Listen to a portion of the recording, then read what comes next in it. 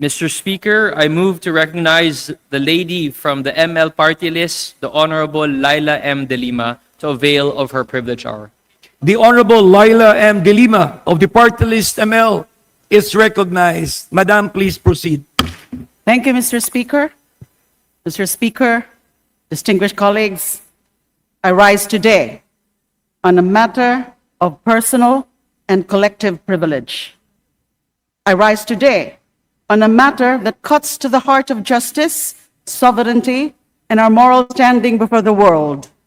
The confirmation of charges hearing before the International Criminal Court involving former President Rodrigo Duterte.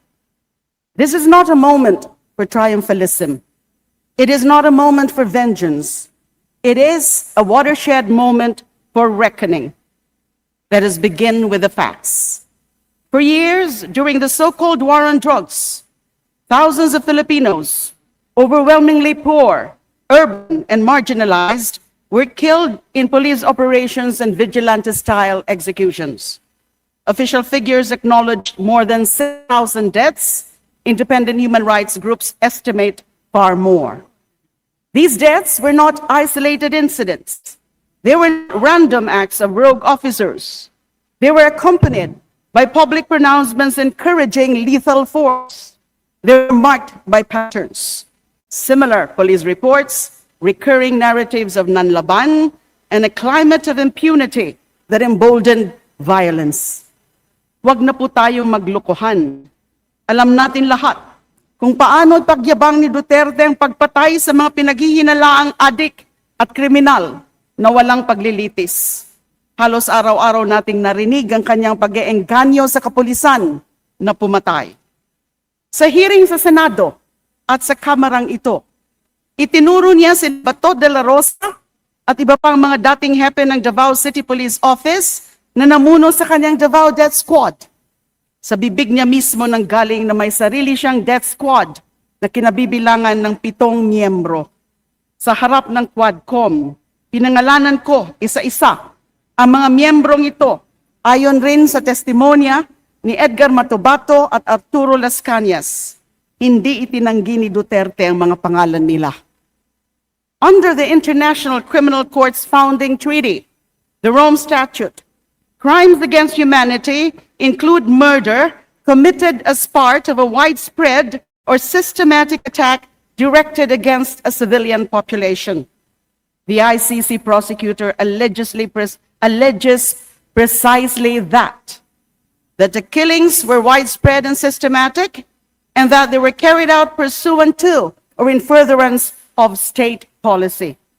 That is why the former president is facing a confirmation of charges hearing which sets to start today, February 26. Any moment now, that hearing, confirmation of charges, will start. Hindi po ito dahil sa pamumulitika. Hindi rin po ito dahil sa impluwensya ng dayuhan. Nasasakdal po si Rodrigo Duterte dahil may nangyaring paglabag sa international law at kailangan niyang managot kung mapatunayan ang kanyang kasalanan. There are those who argue that the former president's arrest, and I must stress, it was an arrest, not kidnapping. There are those who argue that the former president's arrest should have first gone through Philippine courts, that our judiciary was bypassed. Kamakailan lamang naglabas ng resolusyon ng minorya sa Senado na humihiling na idaan sa korte ang pag-aresto sa mga may ICC warrant, katulad ng ating inaasahan na magkakaroon rin sina Senator Bato de la Rosa at Senator Bongo. Magkalinawan tayo. Wala pong batas na nagsasabi na ang warrant of arrest ng ICC ay kailangan dumaan sa korte ngayong hindi na miyembro ng ICC ang Pilipinas. Walang batas na nagbibigay ng jurisdiction sa kahit anumang korte sa Pilipinas sa pag-review ng mga warrant ng ICC. Walang batas na nagsasabi ng ICC warrant ay parang extradition request na kailangang dumaan sa korte. Ang meron tayo, isang extradition law na nagsasabi na mga extradition request lamang ang kailangang dumaan sa korte. Ang meron tayo, Republic Act number 9851 or the Philippine Law on Crimes Against International Humanitarian Law genocide, and other crimes against humanity na nagsasabi na kapag may warrant of arrest na inisyo ang isang international court katulad ng ICC, pwede nang isuko kaagad ang pamahalaan ang nakapangalan sa warrant ng ICC. Sa madaling salita po, ang ginawang pakikipagtulungan ng pamahalaan sa ICC na pinadaan sa Interpol ay pagsunod lamang sa batas. At hindi pwedeng palitan ng minorya ng Senado ang ating mga batas na dumaan sa Kamara, buong Senado at sa Pangulo sa pamamagitan ng isang resolusyon lamang. Withdrawal from the Rome Statute did not erase obligations incurred while membership was in effect. Jurisdiction, once properly established, does not vanish at a stroke of a pen. To require an additional layer of domestic judicial review before honoring an ICC warrant, any constitutional prohibition would effectively allow states to shield suspects through procedural delay. The rule of law does not mean multiplying obstacles to accountability. It means respecting binding legal processes, whether domestic or international. May mga nagtatanong, bakit di na lang dito litisin si Rodrigo Duterte? Bakit kailangan sa ICC pa maganap ang paglilitis? Meron po kasing tinatawag na prinsipyo or principle of complementarity. Ibig sabihin, kapag hindi ginagawa ng isang bansa o hindi kaya ng isang bansa na magsagawa ng tapat at makatotohanang investigasyon at paghahatol, saka papasok ang ICC. Ngayon, magdiretsahan po tayo. Noong panahon ng drug war, may nakita ba tayong kapanipaniwalang investigasyon sa mga matataas na opisyal? Nasampahan ba ng kaso ang mga naglatag ng polisiya? Masigasig ba ang mga institusyon sa pagpapanagot sa mga umabuso sa kapangyarihan? Malinaw po ang sagot sa mga tanong na yan. The few domestic cases that moved forward focused narrowly on specific incidents involving only or often involving low-level officers. There was no comprehensive investigation into command responsibility. No sustained effort to examine whether there was a deliberate, coordinated campaign. When domestic institutions fail to function as guarantors of accountability, whether through fear, political pressure, or structural weakness, the international community has established mechanisms precisely to prevent impunity. The ICC is not an affront to sovereignty. It is an expression to it, or an expression of it. We voluntarily became a party to the Rome Statute. We bound ourselves to a system that says if we cannot or will not prosecute grave international crimes, the world will not stand idle. Sa international law, may mga krimen sobrang kasuklam sa sangkatauhan, mga tinatawag na crimes against humanity.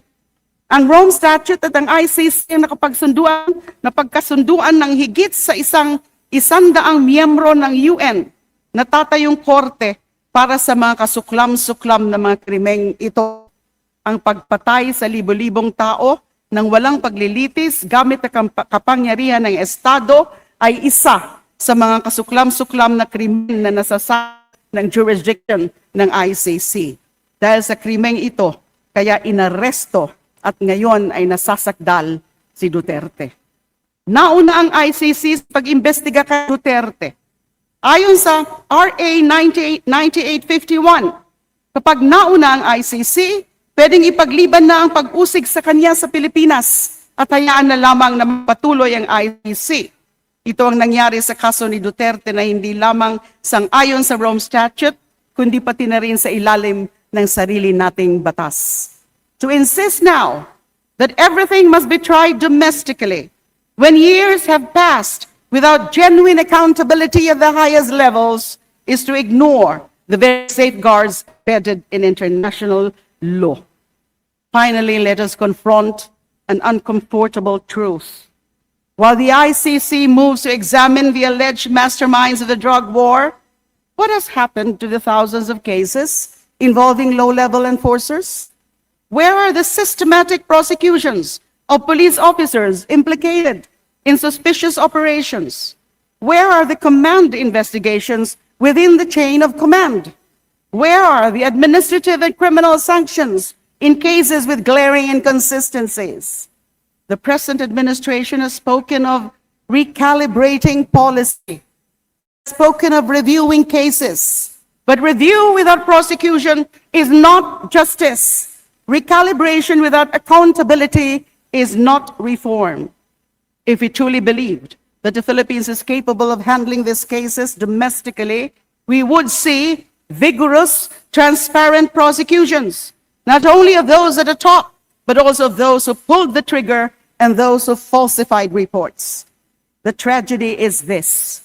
While international prosecutors prepare to argue that crimes against humanity were committed, many families of victims here at home are still waiting for accountability in the killing of their loved ones.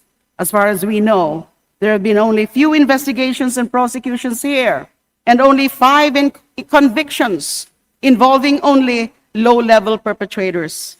Hindi pa nga natin alam ano nang nangyayari sa mga kaunting investigasyon sa mga drug war killings dito sa atin.